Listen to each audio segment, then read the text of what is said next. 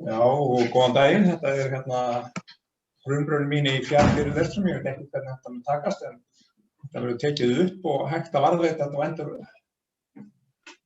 endur upplifa þetta ef þörf er á. Og þetta hérna fyrir sem ég ætla að halda og ég kalla hérna aðgreining á áhrifum aldurs og kynslóða. Mjúkir fordómar, það féll niður í auglýsingunni, þetta mjúkir fordómar, smoothness priors, en það sem sagt aðal hugmyndin. Og ég ætla að skipuleggja þetta svona að það akkúrat nákvæmlega í dag, þá eru sem sagt 35 ár síðan ég valið doktorsritgerð og það var Estimation and Prediction í ARMA Models, þetta var matsfræði og spár sem ég skrifaði. Og ég ætla að gefa þarna snöggt yfir þróun fagsins og hvernig ég valdi þetta, hvernig þetta þróaðist og svo nefna nokkur atriði sem þetta við hugmyndafræði matsaðferða og undarlega heiti ályktunarfræði, inference. Tölfræði skiptist í líkindafræði, probability og ályktunarfræði inference, hvernig maður ályktar út frá mælingum. Og þá er minnast á þess að Lindley mótsögn sem mér finnst allt og fáir vitum. Og svo það matsaðferðir, þá það sem kannski best þekkt hérna maximum likelihood, mesti sennileiki, og svo Bayes aðferðir, pretest og James Stein. Og þá svona aðferðið hér að fordómar borga sig. Það sem sagt aðeins sem sumum finnst hljóma undarlega, en það svoleiðis. Og þá þetta sérstaklega þetta með þetta mjúka fordóma, hvað þýðir mjúkur, að útfæra það og svo ætla ég að nota þetta sem mjúku fordóma við sundur aldurs og kynslóðar áhrifum. Og þá hef ég hannað eitthvað svona pínlítið kennslubókardæmi, svona til þess að skýra hugmyndina og svo það praktískt dæmi um þróun og tíðni sjálfsvægi aldri og tíma og það hef ég hugsað upp í samvinnu við Högna Óskarsson geðlækni. Svo svona nokkur lokaorð. Og að fyrir svona 200 árum þá var eiginlega líkindafræðin nokkuð fullfætt og Laplace kallar sem reiknaði það út að hverju líkurnar á að fá til þess 3 sinnum sömu útkomu ef peningi væri kastað upp 10 sinnum. En svo var spurningin, ef peningum hefur kastað upp 10 sinnum og fengið 3 sömu útkomu, hvað segir þetta pening? Það sem sagt inference spurningin. Ég vil álykta eiginleika peningsins. Og þetta leiddi til bröðu sem kallað inverse probability. Og þá mæli ég einhverja breytur, kallaðan Ufson 10 sinnum og fæ hérna tölur bara litlu Ufson upp í 10. Og svo ger ég ráð fyrir þessi óháð köst og það sé bara einhver líkur á útkomu og hvað segja þessi köst þetuna. Þetta allir svo að segja ykkur að við hefum mælt hérna sjálfsvíg og svo þá var einhver svona þeta sem við þurfum að giska út frá mælingu. Þetan er óþekkt og ég vil nota mælingarna til þess að giska á þetuna. Og hinn basíska nálgun sem ekki er raunverulega kennd í svona tölfræðikúrsum í háskólum segir að það megi lýsa vissu óþekkt að fara með líkindadreifingu. En í hefðbundinni tölfræði þá er þetta bara föst óþekkt stærð og bara meiningarlaust að tala um líkindadreifingu á einhverju fasta. En hjá basísnum þá er þetan, af því hún er óþekkt, þá er hún random breyta. Og gangurinn er einhvern veginn þannig að maður setur fram vissu sína óþekktu þetuna, eiginleika peningsins með þessu funksjón hérna pi. Og það kallar maður fyrirfram vissun og eftir á vissun er reiknuð með þessi formúlu hér. Þannig að eftir á vissun verður í hlutfalli við þetta hérna fall sem er þá líkindafallið sinnum prægurinn. Og svo kallar maður, ef maður lítur á þetta, þennan grip hérna sem fall af þetunni, að þá er þetta sem sagt kallað likelihood fall og sem ég vil þýða sem sennileika fall og fallið P sem segir hverju líkindafall sem líkindafall. Og þá finnst mér atriði að orðin hljómi ólíkt. Probability og likelihood hljómar ólíkt, líkindafall og sennileika fall hljómar ólíkt. Það er atriði. Og ef fyrirfram vissan í þessu tilfelli er beta-dreifing, það er að segja hún er á þessu formi hérna. Þetta er sem sagt þá líkindadreifing eða svona sköluð líkindadreifing og þá er sem sagt ef þetta væri svona og ég framkvæm þetta peningakast þá er eftir á vissan líka beta-dreifing bara með einhver önnur á annað B. Sem fordómarnir hafa sko meðaltal A deilt með A plus P, það er meðaltalið í prægjudreifingunni.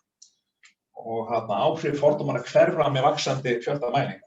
Eftir á dreifingin inniheldur allar upplýsingar um þetum og það er sem sagt information total er information í gögnum plus information í prægjur. Og það er það sem er þangað sem fer.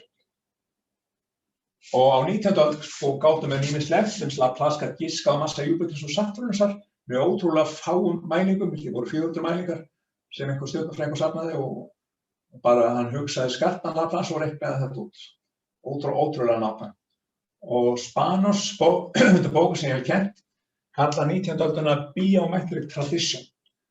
Og svo undir lok 19. aldar kemur þarna fram aðeins sem heitir Pearson, Karl Pearson, og hann setti fram ýmsar hugmyndir og Pearson kerfi af dreifingu til dæmis og Pearson taldi það hlutverk tölfræðinnar væri að lýsa gögnum, en upp á 1900 kemur guðfræðin út í tölfræðinnar Fischer og hann umbyltir ályktunarfræðinni og Fischer segir að við erum aðeins til þess að alhæfa gera vísindarlegar alhæfingar. Hann segir þessi aðferðmennski sennileika sem einhvern veginn góð aðferð og einhvern veginn ekki optimal. Og svo var Fischer mjög franskjarn og deildi við ýmsar menn, til dæmis þennan Neyman sem líka svo miklu nöfnum í ályktunarfræði og Pearson yngri sem sonur þessara gamla Pearsons, hvernig þetta túlkar kenningaprófin sem bara vandasamt, það bara mjög flókið. Það gengur í stuttum út á það að gögnum safnað og athuga hvort að fengið útkomi ósynleg ef H0 rétt. Fischer og Neyman Pearson deildu hvernig þetta á að túlka þetta. Og í grófum dráttum fer þetta fram eins og fólk veit að það reiknar líkurnar að fengja útkomið eða ótrúlegri. P-getið, og P-getið lítið ánægt að marktækan mun sé að ræða. Og hérna orðið marktækur varasamt, það hljómar eins og mikilvægur. Significance hljómar líka mikilvægt á enskunni og ég kann hvorki á rússnesku né kínversku. En mér sagt að á rússneskunni og kínverskunni þá hafi þeir orð sem sé betra heldur en significance. Og svo var maðurinn Albert Jeffrey, hann erfið hérna, hann blandaði sig í deilurnar og hann myndi leysa málið með basískri nálgun. Nálgun hans svona gróflega svona, set fram einhverju kenningu, til dæmis þetta sem hálfur, set fram a priori líkur að H0 sé bara rétt og þá var a priori alls P0 delt með P1 og þegar gögnum safnaði að reikna eftir odds sem þá bara base factor og basistinni mega tala líkur á að H0 sé rétt og líkur á H1 sé rétt. Þetta alveg bannað í venjulegri tölfræði en basistin gerði þetta og Jeffrey lagði til að hafna H0 ef base faktor lítill en samþykki base faktor stórt. Og svo sendi hann Fischer þetta og alltaf sætta málinu en það bara meiri deilur. Það var útkoman. Hérna dæmi úr kennslubók og þetta Young og Smith frá 2005 og ég lærði sjálfur 78 eitthvað svona erfiðara dæmi bók eftir menn sem heita hérna Cox og Hinckley, alveg klassa bók en þessi hérna þetta dæmi var erfiðara í því en Young og Smith þá var þetta gott dæmi. Þannig þetta sem sagt krónukastið, maður reiknar base faktor og maður gerir ráð fyrir að þarna þetta útkomin þá bínumel, hvað fæ ég mörg köst, það dæmin áðan bara 3 köst og svo set ég fram bara þetta 0 og svo reikna ég base faktor með þessari formúlu. Þetta stendur í þessari kennslubók. Ég vona að skrifa það rétt niður. Og segjum við bara að þessi 100 kost og að 0,1 sé hálfur og ég fá 1,60 og þetta handlar 0,6. Hvað segir þetta H0? Ef maður tekur byrjendakurs í tölfræðireikni setja vel þá segir maður setja 2 og maður á að hafna ef að alfa er 0,05. En base faktor 1,09, þannig að basistarnir segja að þessi útkoma styður H0 og þessi útkoma verður ennþá meiri, ennþá dramatískari ef ennið stækkar. Og hvernig á að túlka þetta í praxís og þá ætlum ég að segja svona smá sögur hvernig ég túlka þetta. Að ef einhver segir mér að hann hafi fengið lítinn tölfræðilega marktækan mun í stóru gagnasafni og þá túlka ég þetta styður H0, engin munur. Og þessi Burger, basistur sem ég hef kynnst og bæjari líka að þeir segja svona ræðum það hvernig maður á að quantify surprise og Burger skrifaði líka grein þar hvort að Jeffrey, Neyman og Fischer hefði ekki orðið sammála hvernig þetta túlka P-getið ef það hefði lifað nógu lengi. Og svo segja Burger að þetta eru bara flóknir hlutir, haldið ykkur frá P-gildum. og að fullt gáða fólki búin að finna út hvað þetta þýðir í marga áratugi og ég held að þetta sé allt saman opið vandamál hvað þetta þýðir. Og Spanos, kennslubókum sem ég skrifa eftir, talar þessar umræðu milli Fischer og Neyman og segja að þeir myndu örugglega snúa sér við í gröfun ef þeir fréttu hvernig nútíma kennslubækur séu búin að búa til einhverja hybrid teóríu kenningaprófanir og þá hafa þeir brætt saman það sem þeir töldu óásættanlega mismunandi túlkanir. Og Lindley segir að hann telur það að P gildi bara að setja beint á öskuguna.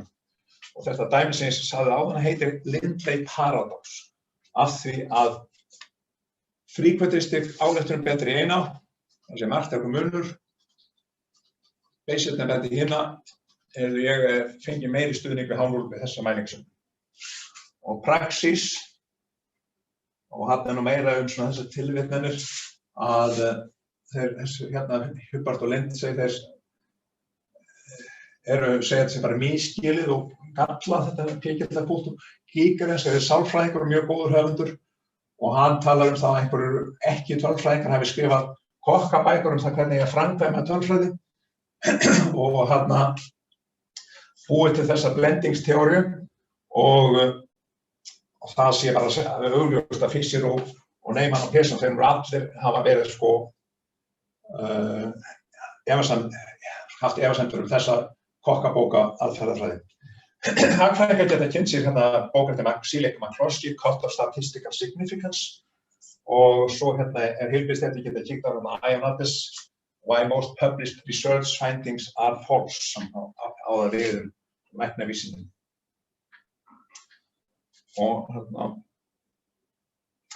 Þeir aðeins bara, viltu þá alveg hægt að tala P-gildi eða? Já, bara ég held að það sé einfalda ráðið, lágmarka notkun P-gildar. Ég segi í lokin að afstæðan víti P-gild sama á til áfengis, ég á móti að banna þetta eins og sum tímarit hafa gert, en þetta bara varasamt og getur sett bara ryk í hugsun á gáðu fólki. Og einmitt svona dæmi að þá sá ég einhverja grein áhættu á blöðrás kirtilskrabbameini og þeir álykta, lýsi einhver hættuna á blöðruskirtilskrabbameini, það þeir álykta. Og ég les þetta yfir og ég snýð þessu við, þeir hafa sannað að lýsi skaðlaust. Og önnur slík dæmi influensabólusetningar til dæmis við drómasýkinni, mislingarnir hjá honum Wakefield, sem hann taldi það mislingasprautan myndi auka hættu á einhverfu og sumir segja að hann falsaði nú gögnin, en stóri skandallinn hvað hann þurfti að falsa gögnin lítið til þess að fá mikið impact. Þannig og drómasýkin bólusetningin hvernig það var í Svíþjóð þá var það hefðu bólusett margar milljónir og hvort þeir fengu einhverja tveggjastafa tölu eða 100 mann sem fengu drómasýki þegar expected fjöldin var 25, það var eitthvað álíka. Árið 1976 það var svona bólusetning fyrir stæðri inflúensu í Ameríku, þau bólusettu fyrst 50 milljónir, svo fundu þeir út að það var einhver sjúkdóm sem heitir 2 frönskum nöfnum og þeir observerðu held ég 400 í þessum bólusettu af þessum 50 milljónum, observerðu 400 svona case af þessum sjúkdómi en expected gerði var 100.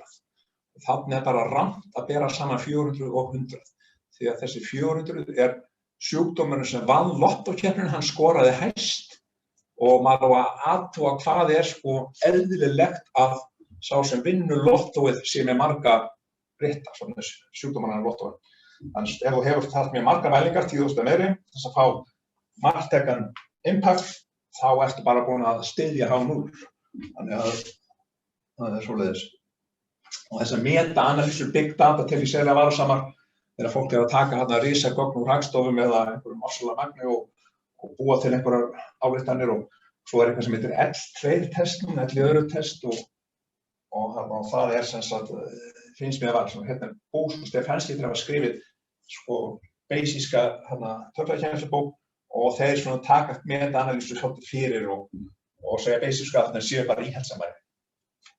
Það þurfa að taka til model óvissum.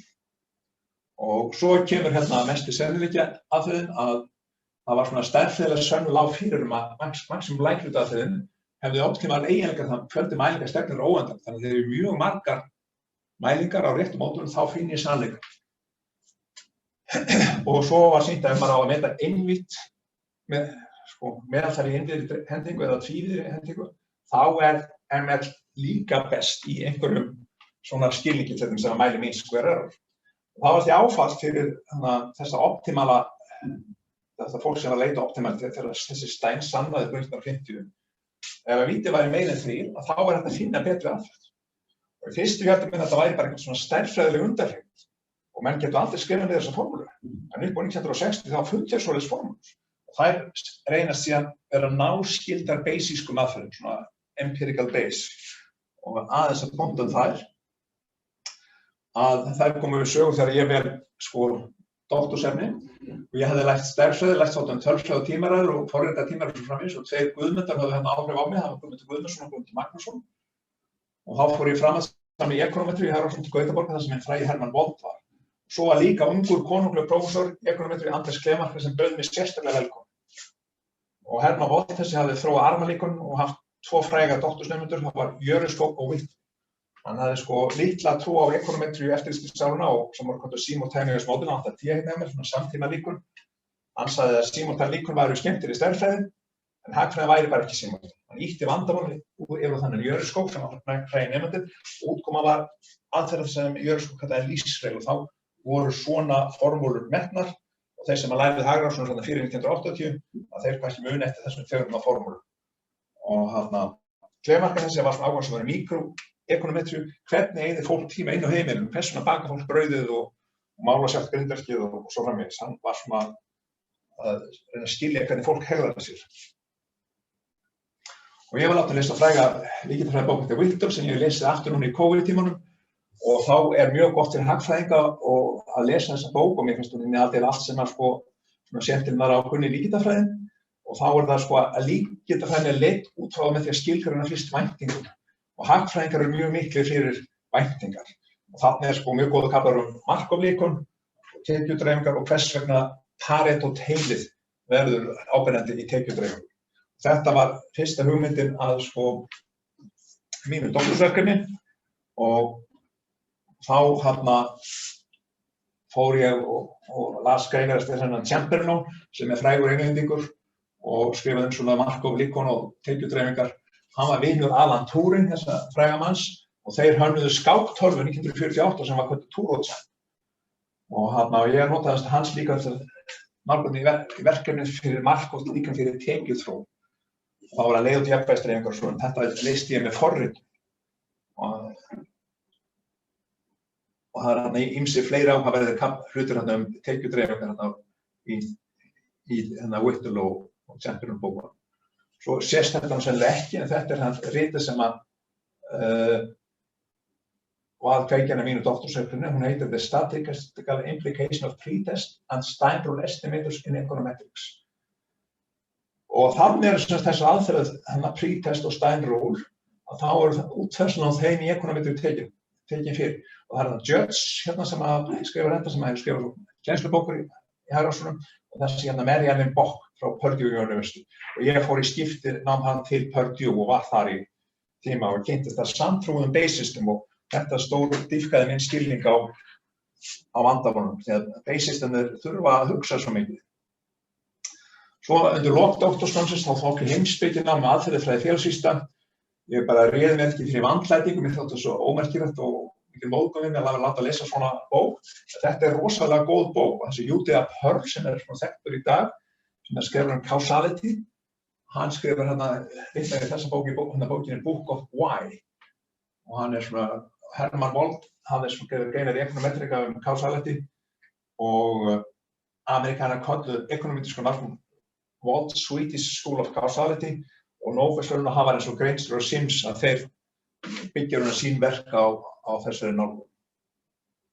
Og svo leiðbeinandi minn, Marianne Friesen, hún hefur til dæmis unnið verkefni sem heitir Surveillance vöktun og þróaði meðans kerfi sem vakta skæða influensu árið 2000 í Svíþjóð. Ég held að þriðja mannskæðasta vikan í Stokkólmi, þetta var jafnvel í Svíþjóð, sé einhver vika í janúar árið 2000 úr þessari inflúensu. Hinar tvær eru COVID-tímabili, þetta er mars og apríl í ár. Svo á ég kafla þessari bók að þetta er vöktun fjármál. Ég hefði kennt fjármálatölfræði, fjármálastærðfræði og þá dróst ég inn í þetta. Og nú ætla ég að skýra pre-test estimation. Og þetta er bara algengur praxís, fólk gerir þetta umvörn. Og svo lækningin á því sem þessi James Stein. Hugsa nú að við fléttum saman test, það er að segja að núllkenningu parametri 0 og þá fræðum pre-test metla sem búin til þannig að það er próf og til dæmis least squares method, hvað mann B í hagrannsóknarbókunum með estimator velja kallaður B eða beta hattur eða eitthvað svoleiðis, að nota latín fyrir estimator og svo gríska staðið fyrir sannleikar. Og ef maður hugsa sig einhvern módel, sem x-inu beta, að þá bara getur við reikna least squares metinni fyrir betum og svo ætlum við að prófa kenningu svona hliðarskilyrði og ef henni er ekki hafnað þá notum við þennan restricted estimator.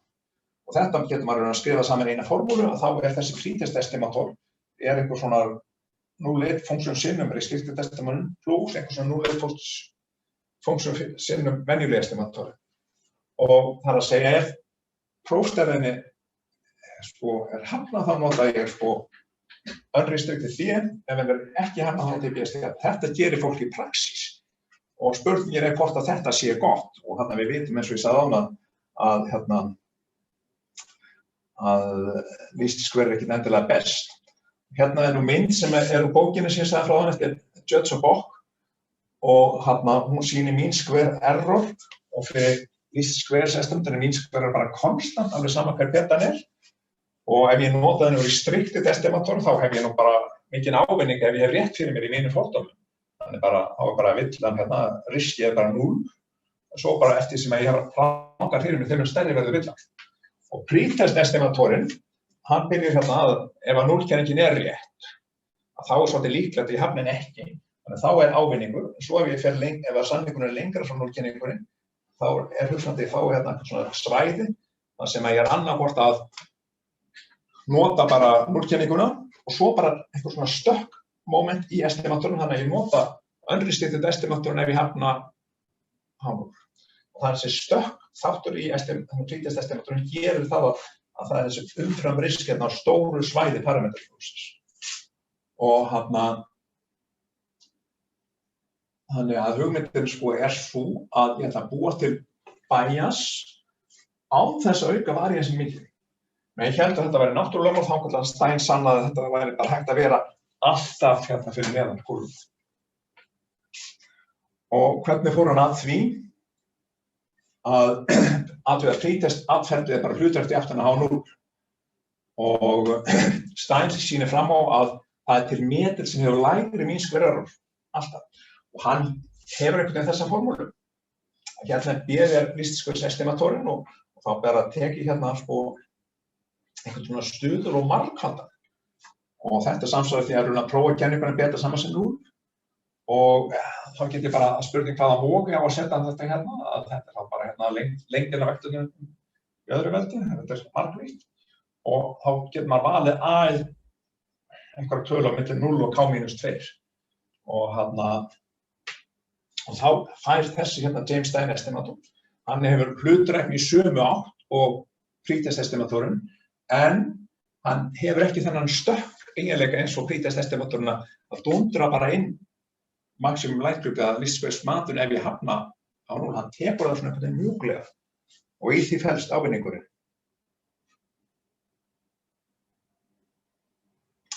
Og hvernig datt henni þetta í hug? Og þá er með kunna reglu Bayes og þá geta með sett a priori upplýsingarnar fram á þennan hátt að þetta hefur bara meðaltal 0 eða parametrin og varians þá í öðru og svo mælastærinn gefið þetta hefur meðaltal þetta og svona varians. Ef við notum bara reglu Bayes þá hefur posterior-drengin þetta form. Það sé væntanlega gildið er gefið af þetta gefið ælingin er þessi gripur hérna.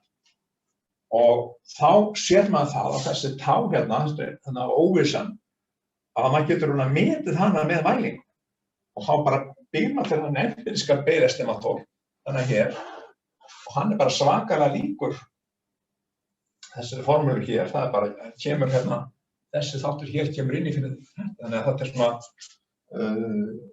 hann margfaldar aðeins niður hérna, þessi marknum leggt estimat. Og hérna skrítin hlutur, gögnin eru notuð tvisvar, bæði til þess að giska á þefluna og til þess að giska á vissuna, fyrirhra vissuna. Það er að nota gögnin tvisvar og það er sko big no-no í tölfræði, það má aldrei nota gögnin tvisvar, en það má hér. Að þá er ég að giska á varjinsinni præjum. Og á þessum árum voru sko flokkadrættir, basistar versus fríkvendistar og þessar stænaðferðir eru sko sannarlega góðar í hérna fríkvendist skilningi, það er bara búið að sanna það með harðri stærðfræði, það er bara, þeir eru betri. Og seinni árum að þá var miklu meira umburðan undir ríkjandi fægin og flokkurinn basistar og aðrir ekki eins afgerandi. Hérna á mínum tíma þegar ég fer hérna 83 til Ameríku og þá er bara heita trúarbragðaumræður og bara basistar taldir villutrúarmenn og bara skotgrafir. Í dag er með miklu meira afslappaður, bæði heimspekilega ásögn og tæknilegum. Það er sem sagt sko heimspekin viktar ekkert minna en áður og svo tæknin hefur fleygt fram ekkert og reiknað svo mikið. En boðskapurinn sá að fordóma borgar sig og þeir náttúrulega borgar sig ef þeir eru nálægt henni réttum og maður á bara ekki að halda á fast í það. Það er það sem er boðskapurinn með þessum aðferðum.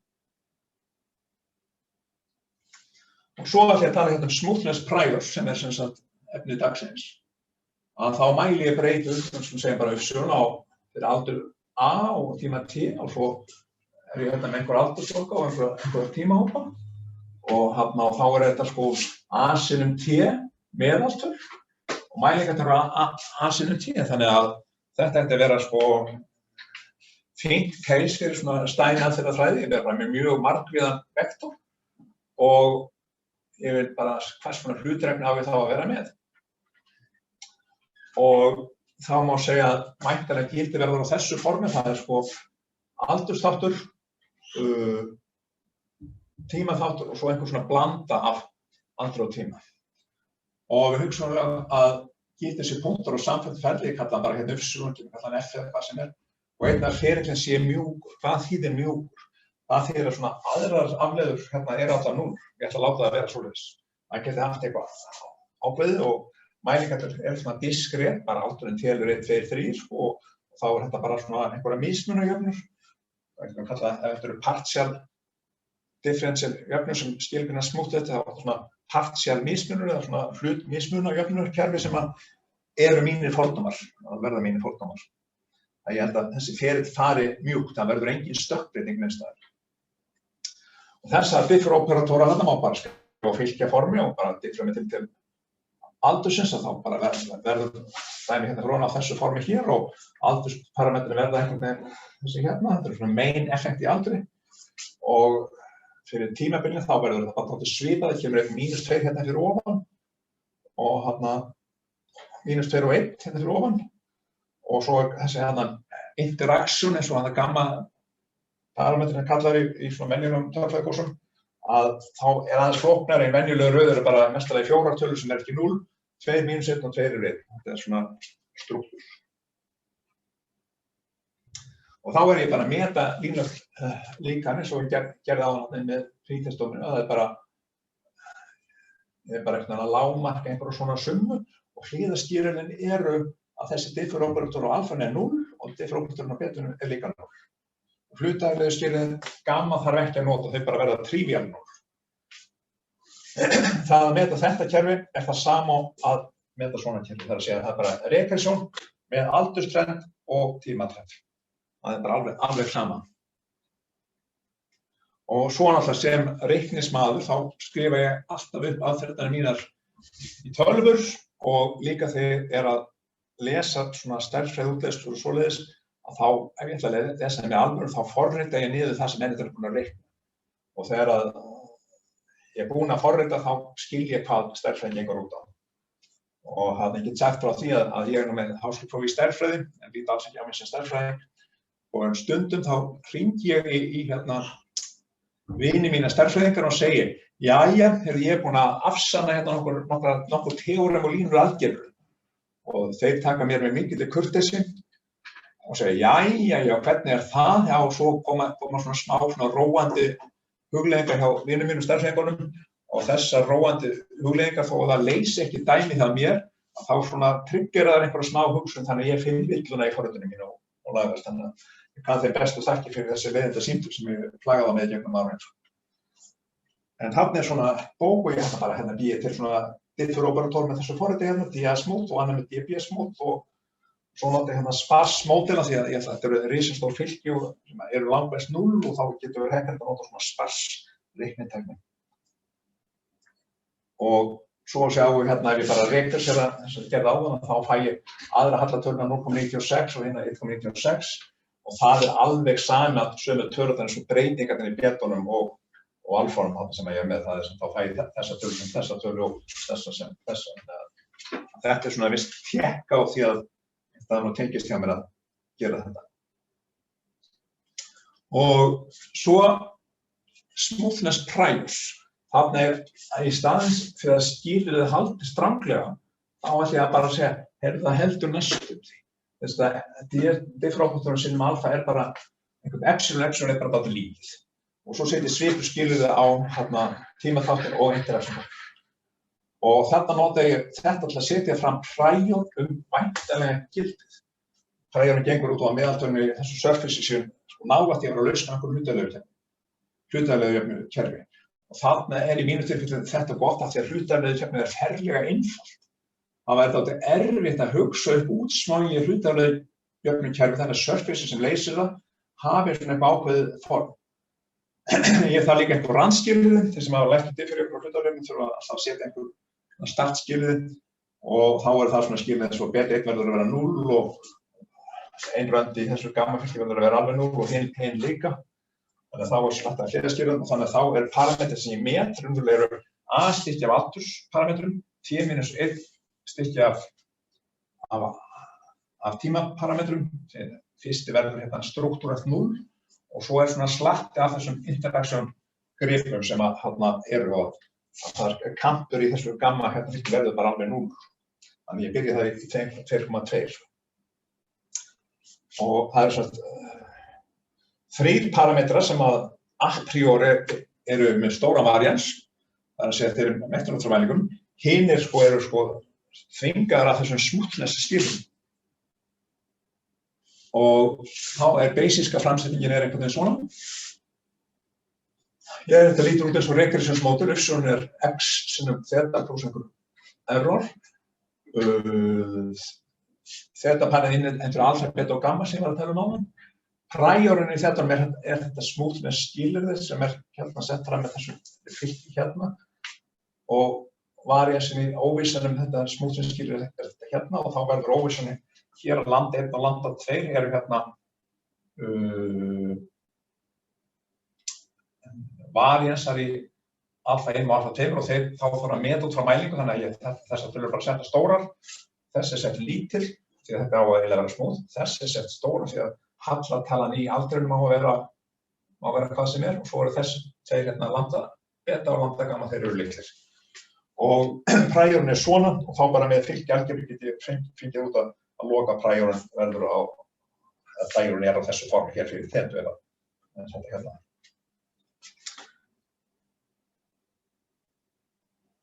Og x hérna svona grunnfylki fyrir myndrúmið, kallað design matrix í kennslubókunum og þetta eru vektor sem langmest 0 og 1.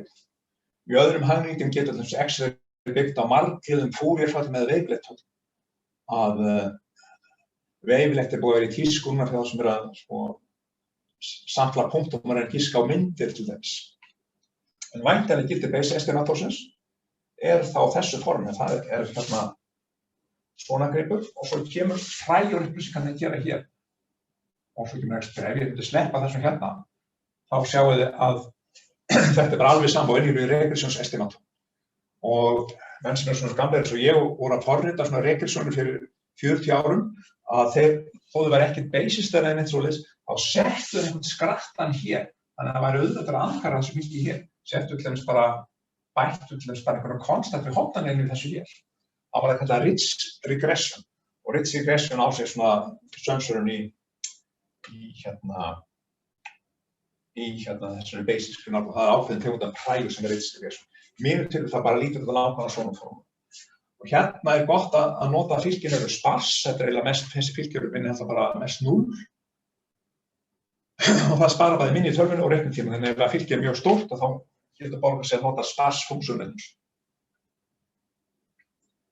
Og hérna gerði ég svona kennslubókardæmi, að þarna hafði ég bara 10 skref af aldri og 8 skref af tíma og þá hérna hrágögn sem búin til og þá nýtaði einhvern veginn sér svona út, þetta eitthvað svona krumpað spjald og svo ef ég nota hérna restricted matið þar að sé þvinga þetta ringlega skilyrði að þessari diffrjöfnu bara leysist nákvæmlega, að þá kemur bara skeitt plata. Og þarna, svo ef ég leyfi plötunni að bogna pínu lítið, þá get ég bara stillt, með því velja þessar löndur hérna á einhvern veginn og skikka hann á, þá kemur ég út sem mjög líkt plötunni en hún beigir pínu þetta hér. Og svo samt hægt að velja þessa smoothing-skilyrði, þannig að ef ég setju í almennir í 0, þá bara verður platan alveg flöt. Ef ég set þessa smooth-stuðlega upp í óendanlegt, þá fæ ég bara nákvæmlega út gögnin aftur. Og þarna, svo það dæmi sem að ágætur geðlæknir Högni Óskarsson hefur ýtt að mér, það hvernig við að horfa á tíðni sjálfsfröga. Og þá erum við fyrirliggjandi gögn, 70 aldurs okkar 39 ár, og þá set ég líka henni svona fram að þetta fjöldi sjálfsfröga á aldri A á tíma T. N fjöldi populationinu á aldri A á tíma T. Þetta AT verður þá líkurnar á því að svoleiðis einstaklingur fer með sjálfsfröga og svo hérna einhver noise. Hvað þessi noise stór? Hann að minnsta kosti eins og í binomial-dreifingu. Þannig að það svona lágmarksstærð á noise-inu. En þetta þá 2730 meðal, þannig að það sko heilmikill ávinningur ef ég get sýnt einhverja skynsamlega hlutreikni þar. Og X-fylki mitt hérna grunnfylkið sem ég eins og ég kennst með 1 og 0, en ég margfalda með NAT, þannig að T lent uppi á að vera niðri. Þannig ég margfalda í gegn og það sko til að hrágögnin líta svona út.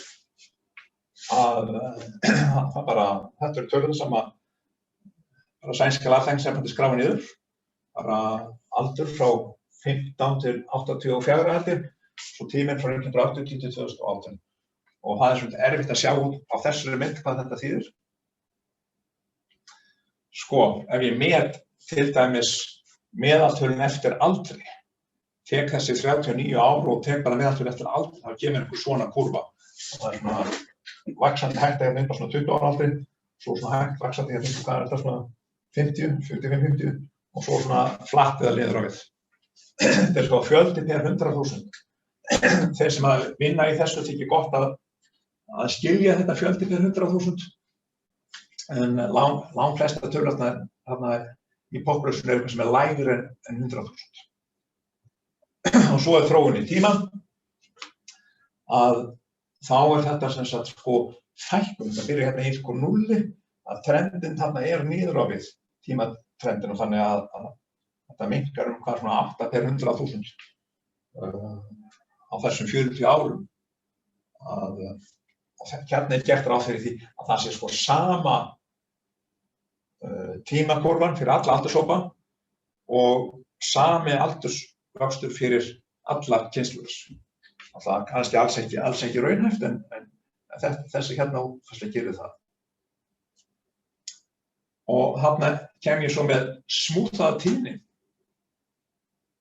að þarna ég búinn að beita þessum smoothness priors. Ég hef valið löndurnar eitthvað ákveðið hérna og þetta bara svona sýndæmi að þá kemur þessi kurva hérna sem þá smooth, þetta reyndar sko, hérna ég búinn að spæla í líkurnar á væntanlega fjölda per 100.000 og þá myndi maður sjá það að þessi þróun niður á við þarna á þessu tímabili, hún líklega aðallega út af því að þessi hérna eru minni áhættum, þessi sem eru 40 til 80 ára, þeir áhættum hjá þeim minnkað mikið. Það boðskapurinn í þessari smúðuðu mynd. Og svo bara var ég hugsa að fara að slá botninn í þetta sko, og geta haldið lengi áfram enn og haldið marga fyrirlestra, margt sem hélt mig fyrir. En í þessu case með sjálfsvígin, þá voru smúðingstöðurnar ekki optimeraðar. Sko, það má optimera þá, og þá var eitthvað þessi regla Stein segir sviprum hvað ég má hreyfa það mikið til. Og það hægt að reikna varians fyrir gefna smúðingstöðuna. Þannig að fyrir þessa mynd sem ég sýndi áðan, þessa að þá get ég reiknað út varians eða eitthvað óvissu á matinu hér. Það alveg hægt ef að smúðingstöðurnar eru gefnir. En ég held að það sé erfiðari að gera það fyrir ef ég optimera smúðingstöðurnar, þá formúlan erfiðari. Overdispersion var hverfandi.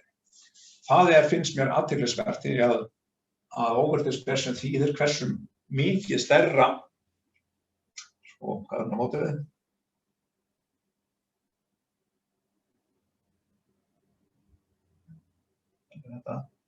Að þessi á að vera einhver bínómíadreifing og það eðlilegt að gera því að variansin sé stærri en varians bínómíadreifingar. En ég fékk bara overdispersion upp á 1,3 sem alveg fáránlega lágt. Að það bara mjög langt frá því að þetta sé einhvern cluster. Til að skýra overdispersion betur þar getum við hugsað okkur það að í fólk í pörum sem eiga 10 börn, þá meðal kynjadreifingin 5-5 og ef þetta væri bínómíadreift, þá variansin hálfur öðruveldi sinnum 10. En svo kemur ljósið við söfnunargögnum að variansin stærri. Þannig það blasir við að sum pör hafa meiri tilhneigingu til að eignast annað kynið. Og meðaltali verði svipað. Og notaði normal nálgun á bínómíadmælingu. Sko, ef mæltíðni væri mjög lág, til dæmis eins og fyrir íslenskar konur, þá geti að verið skynsamlega að reyna að vinna með Poisson módel eða eitthvað counting módel beint. Notaði ég least squares aðferðafræði fyrir bínómíadmælingar. Og maður getur sagt til sem hafa lært hagrannsóknir vita það að það þá misdrifni. Misdrifni út af því að það eru mismargir í hverjum aldurshópi, en þannig ég prófaði að reikna þetta generalized least squares og það bara skiptir mjög litlu máli. Það gæti verið betra fyrir þá sem að vinna með svona tölur, hvort sem það sjálfsig eða bílslys eða bara einhver svona atvik, að vinna frekar með kumulatív hasar. Það að segja uppsafna afhætti yfir ævina. Svo kemur það spurningin að Sigurðar að hvað mér finnst PG og marktekni, að ég hef svipað afstöðu til áfengis. Ég vil alls ekki banna þeim, ég veit að áfengi skaðlegt og PG eru skaðlegt, en eitt sálfræðitímarit hefur bannað PG sem bara við viljum ekki PG í okkar ístöku. Og maður á bara að vara við þeim að það gegnum gangandi af fólk sem bara misnotað þetta og segja ef þið sjáið einhverju sem segist hafa gert stóra rannsókn og safnað miklu gögnum og fengið fullt af marktæku, að þá ber að taka þeirra ályktanir með varúð. Basísku aðferðirnar hafa orðið miklu reiknivænni með árunum og trúarbragðagjafinn hefur minnkað. Þannig að þegar ég var í doktorsnámi fyrir 40 árum, að þá þótti Stein aðferðirnar vera siðlegar, því þær voru ekki basískar og höfðu góða frequentistic eiginleika. En núna held ég bara mönnum alveg sama og sagt að þú getur bara alveg nota basísku aðferðir ef þið finnst það þægilegt. Þannig að þessi svona villutrúarstimplar sem voru í gangi fyrir 40 árum, þeir hafa bara horfið. Og svo forritaði ég allt sjálfur til að teka stærðfræðiniðurstöður. Þakka vinum í stærðfræðina aftur fyrir að umbyrja mína vitlausu spurningar. En ég forritaði í Fortran og ég var líka góður að forrita í Fortran fyrir 40 árum. Þá hélt ég gæti alveg forritað, eða sanna hluti bara með forritum og forritað tímarða líkun og spás og hefur seinna farið að nota C++ gegnum þetta RCPP. Og Gretl langkennsluvænsta forrit sem ég nokkuð tíma kennt sem kennari í Haraldsson hér til 30 ára eða hvað hann er. Það bara að kenni fólki Gretl, snertir ekki á því í 5 ár þessi inn í framhársnátt til útlanda, rifjar upp grett og upprýðurinn tekur svona hálftíma. Þetta gott. R-ið sem ég nota mikið alls ekki svona. Ef ég slaka á í 1 mánuð og geri ekkert í R, þá stilna ég og þarf að rifja betur. Octave svona svipað á MATLAB og ég sem open source maður hef notað því Octave. Og Julia ég að byrja að nota núna, það svona mjög vaxandi aðferðafræði og Nóbelsverðlaunahafinn hérna Sargent, hann með aðferðafræði síðu sem ekki eftir að ekonometría, bara svona stærðfræðileg hagfræði og þá leysa dæmin í Julia og Python. Þetta kvant-ekon og þeir sem ásamlega hagfræði fara að gera, þetta bara að kynna sér þetta kvant-ekon. Þar eru menn að leysa alls konar svona hagfræði vandamál sem ekki eru leyst með kalkulus. Að hagfræðingar eru mjög hrifnir af kalkulus og vilja sína formúlur, en þarna sér maður að menn getur reiknað fullt af hagfræði vandamálum bara með forritum og þetta bara alveg eins og að það engin vandi að taka kvadratrútuna 4, já, 2 í öðru veldi 4.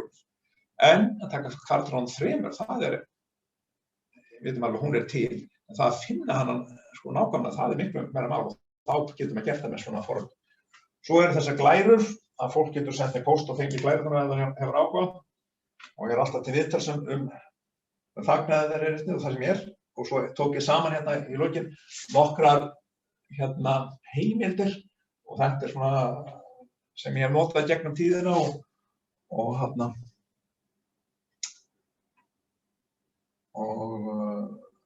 það ekki allar heimildir sem eru á listanum en svona margar og með það ætla ég að segja bara stopp og ég kann ekkert á þetta fjarfundakerfi, ég veit ekkert hvort að ég get svarað spurningum ef einhverjar eru sko en það sjálfsagt að reyna, það má senda mér líka post og spyrja mig eða svo víst tæknin þannig að það á að vera hægt að spyrja beint. Það var hægt að spyrja beint. Ég veist hvort það heyri spurningarnar. Já, ok. Þannig að ef fólk kann að veipa sér að taka setja hljóðnema í samband þá heyri ég spurningarnar svo getur fólk líka kopað inn í spjallið. Það eitthvað. Já, ég bara spyrja ekki heimskulega. Ég skal bara reyna að svara ef ég get, sko.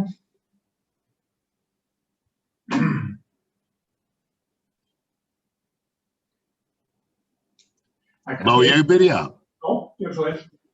Þakka þér fyrir Helgi, þetta mjög skemmtilegt. Ég hafði sérstaklega gaman af sjálfsævisögulega vinklinum og svo staldraði ég við dæmið ykkar Högna af sjálfsvígsstatistíkinni. Já. Og spurningin þar þessi, eru til hliðstæðar rannsóknir til dæmis fækkun dauðsfalla af völdum krabbameins og annarra sjúkdóma? Sko, það hlýtur að vera, en ég þekki það ekki. En hérna bara þessi smoothness prior nálgun hjá mér raunlega sundurliða sko aldur og tíma sem sko ef þú ætlar að reikna bara með sko algebru beint að þá það sko non-trivial. Það þarf að hugsa svolítið mikið, en smoothness priors sem ég geri og ég geri þessa mynd að það bara svona tæknilegt atriði. En ef þetta í fyrsta skipti sem þetta gert, að þá sitjið þið á gullnámu, sýnist mér.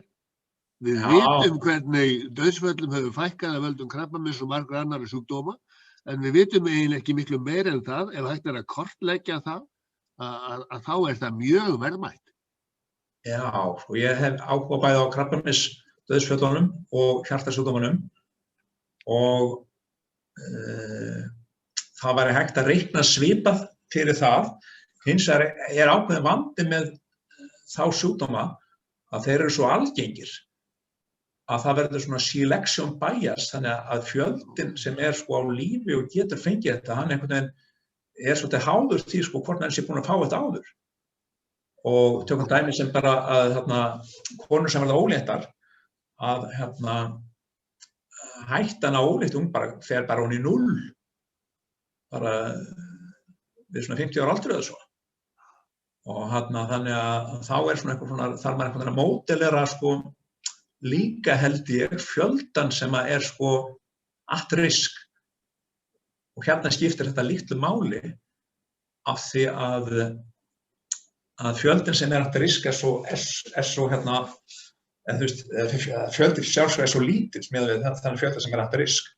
Þannig að það bara svona competing risk momenti verður hverfandi, sko, en það sem ég finnst áhugavert í þessu það að sjálfsvígshættan virðist ekki hverfa, svona eins og óléttuhættan, hún hverfur.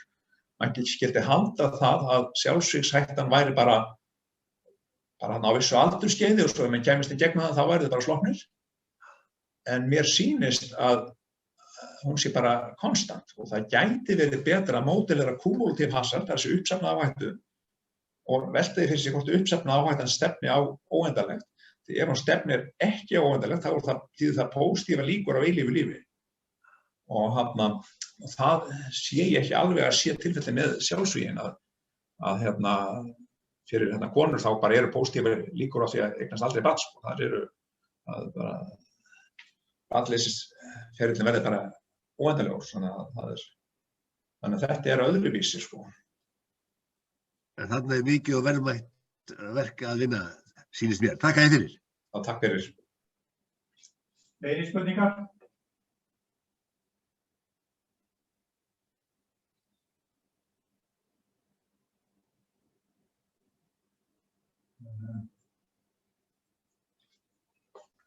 Ég heyrði spurningar, einhver gat spurt.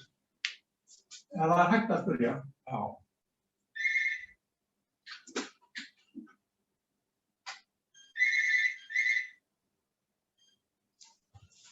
Ef það ekki fleiri spurningar og bendi nú bara á það að ef vel tekst til þá verður upptakan á heimasíðunni okkar hjá Hagfræðistofnun og væntanlega glærurnar hans Helga ef hann...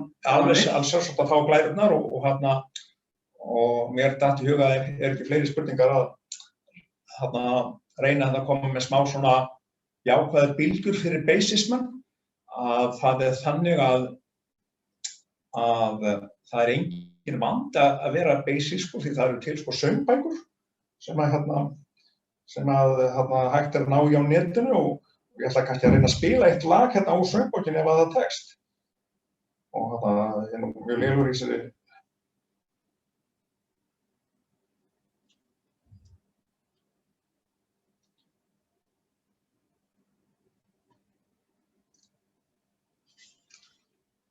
Sjá hvort það tekst.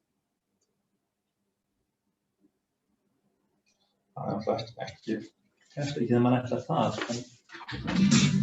Já.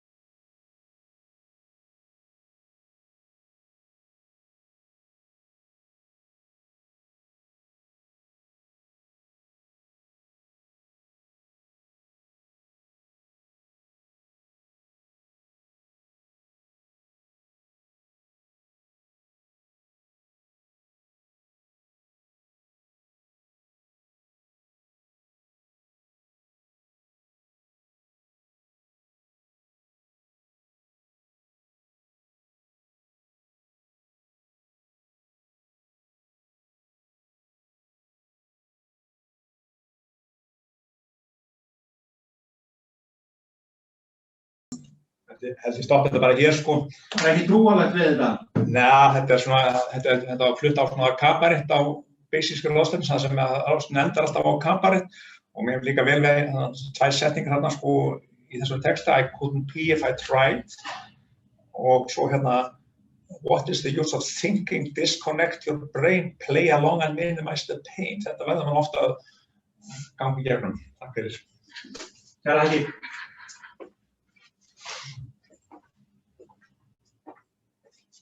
Hvað fróðir?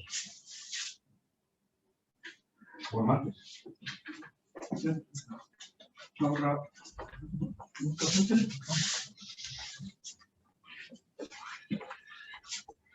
Slokka á upptökunni.